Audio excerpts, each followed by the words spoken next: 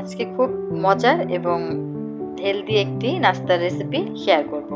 নাম হচ্ছে egg muffin. তো এখানে আমি 2টা ডিম ভালোভাবে বিট করে নিলাম, মানে ফেটে নিলাম।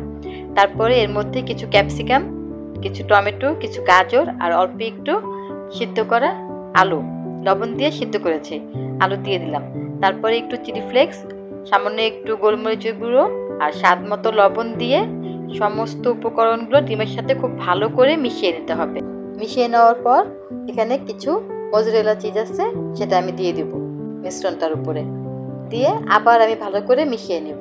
মিশিয়ে নেওয়ার পরে এখানে একটা মাফিন ট্রে আছে, এর মধ্যে সামান্য তেল ব্রাশ করে মিশ্রণটা ঢেলে দেব এবং সব শেষে আবার অল্প একটু মজরেলা চিজ দিয়ে 180 ডিগ্রিতে 5 মিনিটের মতো ওভেন প্রিহিট করে নিব। তারপরে 15 মিনিটের মতো বেক করে নেব। বেক করে নিলে এই যে ফাইনাল লুক এরকম।